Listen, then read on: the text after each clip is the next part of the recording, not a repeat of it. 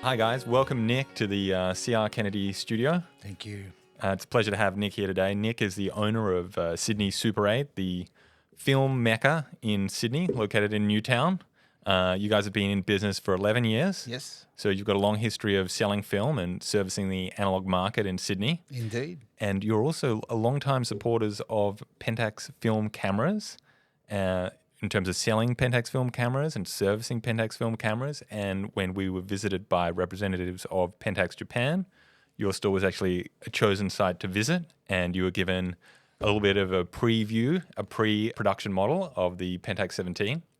And now we're here today with you to look at the final product, the final version. So, Nick, you've got the new model in your hands. You just unbox it. What are your thoughts? Well, my thoughts are I can't get my hands off this thing. This thing is beautiful. Even when I saw the pre-production model, I was astounded at how much effort and research Pentax had put into this particular beauty. Given the fact that they haven't been in film camera production for 20 years, their effort is very admirable. And what they've produced for the new what I call the new generation, is this beautiful half-frame camera, or a camera really that's designed to compete or complement the new generation of camera user use with the portrait-style social media. Yeah, so I might just ask you there, Nick, because we use the term half frame with this camera a lot. Yeah. It's a half frame camera. What exactly is meant by that term, and is it good or is it bad? Well, look, a half frame is a term that was used by photographers to designate the fact that it was half a 35mm frame. The reason why they brought that out in the 60s was that colour film was very expensive, and a half frame came out to basically make it more affordable by doubling the exposure numbers. And that's the same case now. The new generation wouldn't call it a half frame. The older generation understand it as a half frame. And so this is a camera that was carefully thought up by Pentax to basically support the new generation of user that is more familiar with developing and scanning those images to post to social media. And I really believe they've done an admirable job. And there's plenty there for the old photographer that's used to old analog cameras to have a lot of fun with. So it's something that I just can't stop taking my hands off it. It's a beautiful thing. Yeah, it is beautiful with the magnesium alloy top. Yes. The old Pentax logo on the top of the camera, matching your T-shirt there, the old Pentax Asahi logo, which is nice to see that brought back. The designer of this camera, actually, Suzuki Takao, or TKO, as he's known, very famously online, is a very good friend of our company, C.R.Kennedy, and he's produced an absolutely beautiful camera here. So just going back to the half frame, you get double the shots. It's shot in a vertical angle, which is perfect for Instagram or uploading on social media. And it's going to mean that your film is a lot more affordable, because you said back in the 60s when it was first introduced, film was quite expensive. And I think we're seeing that again today. In this day and age, good quality film is still very expensive. There's no doubt since COVID, the demand for film, I believe, is threefold of what it was pre-COVID time. And it has given a lot of time to people to discover photography. And so what's happened with film production, it's just ramped right up, more beyond what they've ever expected. And so, unfortunately, the price of film has gone up as well. So the half frame allows the user that's always whinged about the fact that it may be a little more expensive to get more value out of that. And I think that's a masterstroke for, again, the old photographer. And genius for the new photographer that might see that film photography could be expensive, but in my view, film photography always has a price tag to it. You can't put a price on that unique aesthetic that you might get for this from this camera and from a certain type of film. And Nick, we were just talking about the name of the camera before we came on air, Pentax 17 or 1.7. First, the name is related to half frame, right? The name 17. Yes, 24 by 17 millimeter is the half frame size, hence I imagine the name. The Pentax 17, which I think the new generation will be calling it. I think the older generation that's more familiar, and I think TKO would have referred to the classic Auto 110, the Pentax 645 and the Pentax 67. There's every reason why the older generation would be used to calling this or call it a Pentax 17, though the new generation would call it the Pentax 17. So there's either or, I think, in this case. So the younger generation, it's a Pentax 17, and for the older guys, the Pentax 17. I like it. It's sort of an each-way bet there. That's right. And TKO has done a wonderful job. The design is beautiful. It can lead to special editions. I'd like to see it in different colours. I mean, I think it would look beautiful in all black and white font. But that's something for, I guess, Pentax can improve on, or not improve on, add to that as the undoubtable success that this camera will become, I believe. Yeah, well, that's a great suggestion. I know Pentax, they do listen to your feedback, Nick. You're one of the gurus of film photography, so that's great feedback, and watch this space for future models. Indeed. And then just looking at the actual functionality of the camera, it's a very sort of tactile experience with the some of the manual features they have on the top, such as the hand wind and the ISO setting. Yes. So can you talk us through some of those traditional settings on the camera? What's wonderful about this camera is that traditionally, well, in the last few years, film cameras would have had a DX code which would automatically pick up the film speed. But in a smart move by Pentax, they have allowed the manual setting of the ISO, which allows... You think that's a smart move, Nick? I think it is a smart move because there are a lot of non-branded film resellers out there at the moment, and they are repackaging 35mm film without a DX code, and that allows the user to choose what ASA or what ISO they want to pick.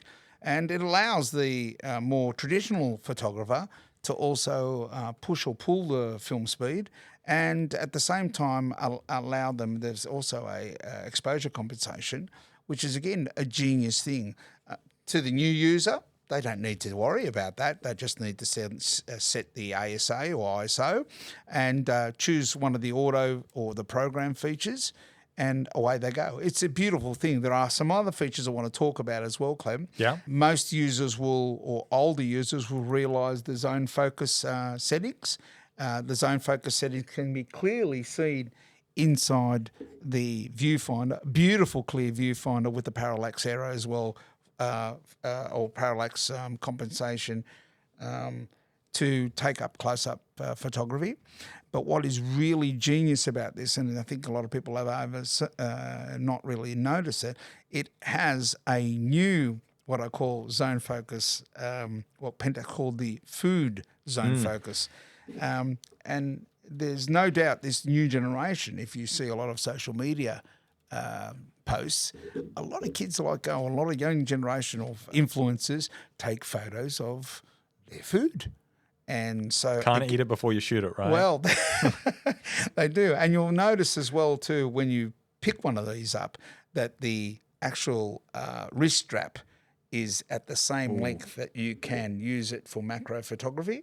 So you can use that for your macro or your food. So minimum you get focusing distance. That's right. So you can use that for either macro or your food zone, which is generally fills the frame up at the same time using the parallax error markings in the viewfinder. It's a beautiful thing. I think it's very well thought out, and the tripod socket underneath, the electric shutter release button in the back for an accessory there, it has everything. Technically as well, it utilises the rewind system, perhaps from the classic P50 series of Pentax, and the winder from the Auto 110. But at the same time, you have this beautiful easy to use film loading system. Again, probably taken from the classic Pentax P systems. Very, very smooth, very silky, and more importantly for the new user to get that experience, and very confident to load that film correctly, which a lot of those cheaper reusable cameras can be very painful to use. It's just wonderful to use, very silky, and it's very well thought out. It's a beautiful camera. Again, I can't stop saying that. Very tactile, isn't it? Indeed. So you think it will be easy for people that are new to the world of analog photography? I'm sure you come across quite a few of these people at your store. Is this going to be an easy camera to use for them? It should be an easy camera for them, so long as they understand the fundamentals of loading and unloading. And Pentax has gone a long way to make that very easy, or as easy as possible. There is nothing digital on the LCD screen on the top. Even the counter is analog, a clear counter. The little throw of the winder. The warning lights at the back in the viewfinder to tell you that you haven't wound it or wound it. Flashing at you, telling you when the flash is ready. A beautiful little flash that's inbuilt in the camera. It has almost everything. Yeah, I think if you don't wind the camera, you get both lights blinking at you in the viewfinder. It's wonderful. You could take a photo, and if you hold it down, it flashes at you saying, hey, you've forgotten to wind it, which is great for new users and a reminder for old users that are used to the motorised power wind or power transport system that most cameras have. There are plenty of superlatives about this camera. I believe it is a really a wonderful reintroduction after 20 years absence of Pentax film cameras. That's it. So we've had this glut in the market of 20 years of no major camera manufacturer producing a film camera, and now Pentax has managed to produce it again, which is quite an achievement because you had all the supply channels shut down, you had all the molds thrown away, so it was quite a difficult task, and nothing was guaranteed in being able to produce it. Here it is, a camera in the flesh. You've been dealing with analog users over those 20 years where there hasn't been a major camera manufacturer producing a film camera. Has that been a difficulty, having to rely on these old secondhand cameras? And how have you gone about that challenge? Well, it's been a challenge to educate people that have never seen a film camera and loading it. And certainly throughout the history of analog photography or film photography, manufacturers have always tackled the issue of loading, the difficulties of getting even people in the past loading film. I think using the system they have now, they've nailed it. There's a rubberized roller on the film transport system that grabs the film. Again, if I open it up, you could see that the pressure spring here, the pressure roller, if you load the film and just leave it on the top, there's a rubberized system there, and it grabs the film. It really reduces any chance of what I usually call in the store, pilot error in loading the film. And do you get a few of those? There's plenty. Look, there's no doubt even in the heyday, Clem, that people would have rolls of films that they thought they had shot and they hadn't because they misloaded the camera. This minimises that because of that rubberized and that pressure plate there. I think they've minimised the chances of people not loading the camera correctly, and so I expect anyone that's new to film photography shouldn't have a problem. Terrific. And it takes a CR2 battery, and you said you got plenty of those in your store? Plenty of CR2 batteries. They're very common with a lot of electronic goods too, and what they've done as well, ergonomically, they put it on that little handle there, and it's such a smart thing to do. Most digital cameras or camera users will be familiar with that, and I think the fact that they've designed it in a way that battery fits in that ergonomic grip, it should last a good length of time with regular use.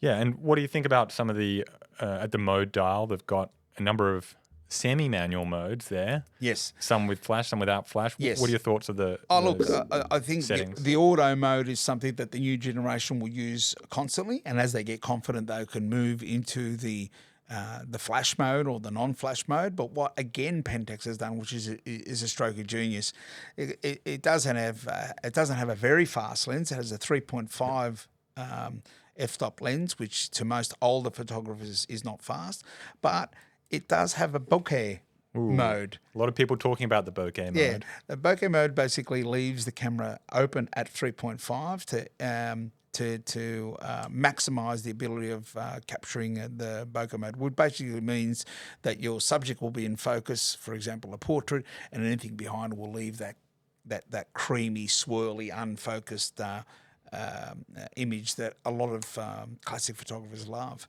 So, this adds to the fun of this camera. Yeah. It's a wonderful thing. Your store, which I've been to in Newtown, one of the sort of more trendy places in Sydney where you have all the hipsters and all the young, trendy people, is always full. There's always a line out the door at your store. Every time I go there, you can't move. You can't swing a cat in the store. It is a small store, Clem, and 5 people are a bit much. But look, we try to get them out as quick as we can. But unfortunately, a lot of people enjoy the store and they stay a lot longer than that. There are a lot of things to see. It is a bit of a destination in Newtown, and for anyone that loves film photography or analog photography, anything vintage as well, and I could see this Pentax fitting right in there. And we're really so excited to introduce this camera in the store and a quality camera at that. So yeah, it's grown and honestly in the last few years since COVID, it's been a very pleasant experience seeing so many new people introducing themselves into the world of analog and film photography. And we're talking about this a bit off air. Who do you think this camera is really for? Because you'll have expert photographers in your store, but you also have the hipsters, the trendy people. Where do you think this particular camera sits, and who's it for? What I think and what the manufacturer has thought of is 2 different things. And I think a lot of people that are reviewing this at the moment are looking at it as a classic camera. It is really designed for the new user. For the reasons we said before, with the half frame or the portrait style framing, and the ease of use and the fact that there's buttons there you can touch, but it also has other features there that allows the traditional film user to play around with the focus zones, the exposure compensation, choosing the ISO. There's plenty for everyone there, but I really believe it is a new camera for the discerning new user, and you can put it anywhere. It's such a beautiful size. I could see people not using their mobile phones on holiday and pulling out their Pentax 1.7 and shooting away and getting some very acceptable analog, what would you call it, emotional photos. Yeah, something with a bit of a nostalgic feel to it. Absolutely. A perfect holiday camera because you get a huge amount of shots too. 72 shots of one roll of film, I feel like would take me a long time to get through 72 shots. I have done this, Clem, before, and thinking that 72 is not enough. You'll find that it's more enough. There's plenty of photos. That's a lot, isn't it? Yes, it is. And if you look at the viewfinder there, it says on the top, craftsmanship by Pentax. And the viewfinder is also something that's particularly beautiful on this camera. Yeah. But it's an optical viewfinder. It's not an electronic viewfinder. That's right. It's not an electronic viewfinder. And the wonderful thing about Pentax and what they've done with what TK has done with this design is gorgeous because it actually sticks out like an SLR prism, and it's directly above the actual lens, so it reduces any misframing, especially if you're taking landscape shots. And of course, if you do want a landscape shot, you just simply, tilt the camera. That's the trick with the half frame there, Nick. That's if you right. want the landscape shot, you've got to shoot vertically, which is flipping it on its head. Normally, it's the other way around, but the default position is vertical with this camera. Again, remember who the camera's designed for, and straight up and down, you'll get that social media That's photo what we want. with that film grain nostalgic look. But like you said, that viewfinder is super clear. It's on the top there. What you see is just it's not on the side, and it's beautifully positioned. It works, and it works very well.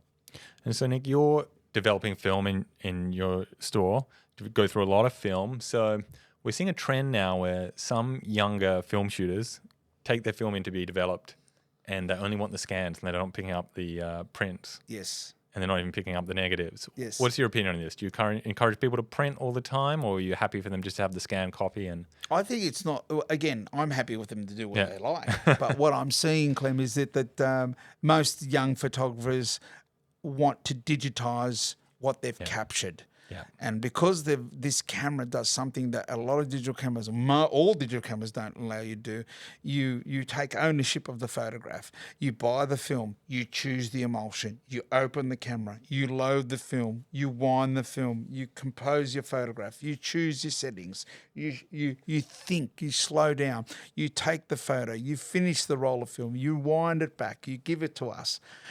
Then we do all that magic with the chemicals, and then you can either have them the physical photos that you can enjoy and pass around physically, or what most of the young generation do, of course, is they get those digital images and they post them around, and they post them around anywhere they can, instantly all around the world. And they know that that thing they've captured is a piece of history, is part of them, because they have had total control from buying the film to processing from obtaining the digital image and then sharing it. Something that digital photography gives you all too quickly. True. Very true. Very well said. Very poetically said. And Nick, just speaking about film, because that's going to be an important part of how the image turns out. Do you have a favorite type of film at the moment? What type of film you're shooting with yourself? Anything you can recommend to our new viewers who are interested in getting into the world of film photography? This camera lends itself beautifully to some Ilford HP5, which you can't go wrong with. Black and white. Black and white film. It's a classic look. Personally, myself, I like my colour film punchy. I like an Ektar 100, but then I like to test myself in low light photography. And I tell you what, some of this Cinestill 800T stuff is just wonderful in available light, and I'm very interested to see how I can shoot this camera with a high speed film in low light and what it'll produce. I think it's going to surprise me, and I'm really looking forward to how it performs. Great. So getting back to the camera, what are you going to be shooting with the camera to begin with? I'm going to shoot some, believe it or not, Cinestill 800.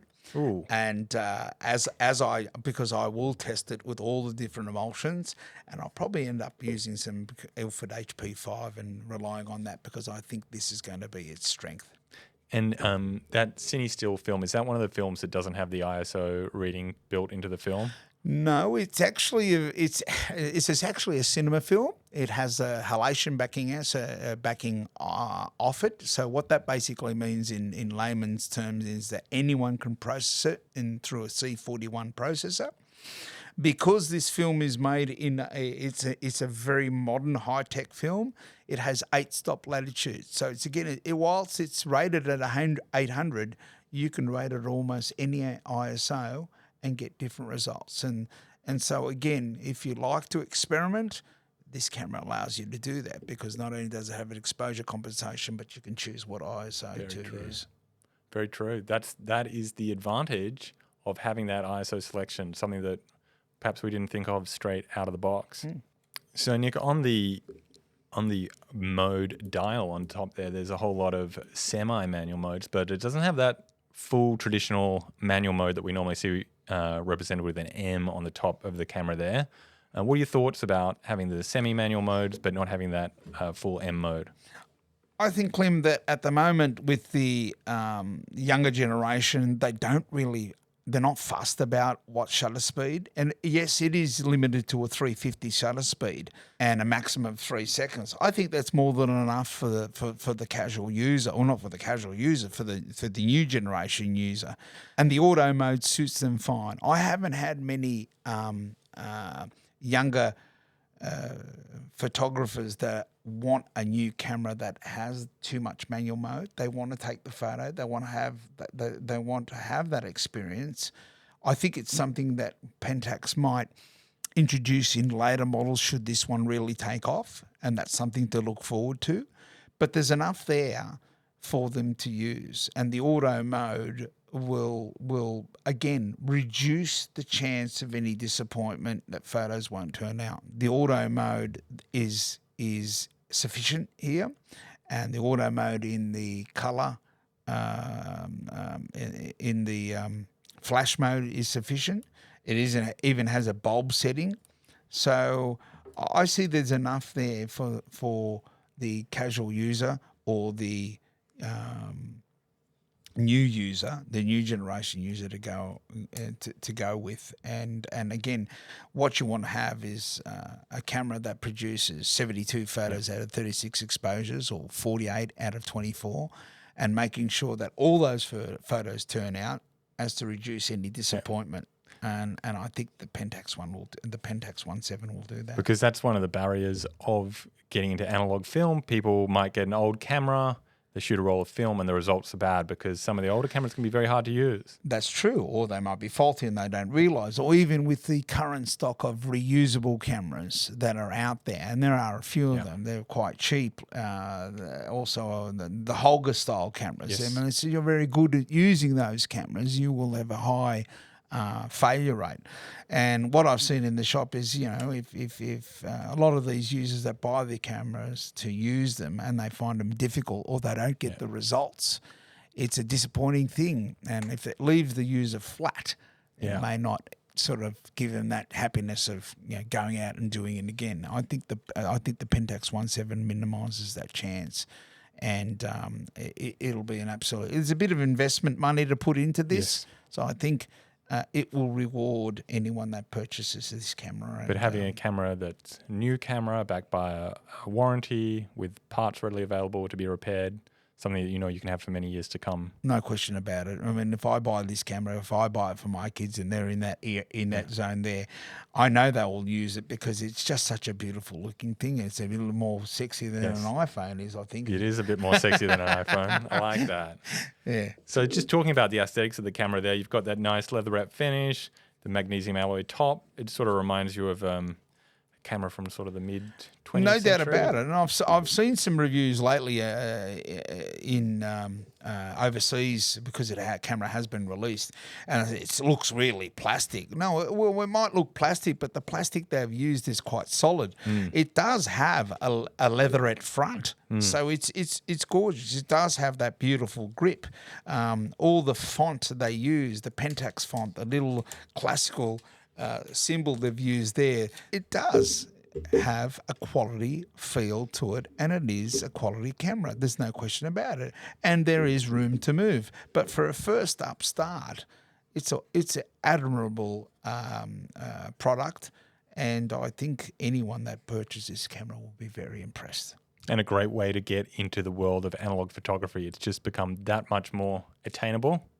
Absolutely, I'd agree that 100%. And I like I said before, I look forward to using this camera. Nick, thank you very much for your time today. That was a real pleasure to sit down and talk with the guru of film in the country, in Sydney. So thanks for your time and your expertise and your feedback on the camera. It's been really great, a real pleasure. I thank you for inviting me, and thank you for giving me this opportunity to introduce this camera to our customers. And I really hope it takes off, because I can see a future in this camera, and I could see some different editions coming through. And I'm very excited, and I think it's time for film. What do you think? Absolutely, Nick. We'll end on that note. And thanks for watching today, guys. And it's time for film.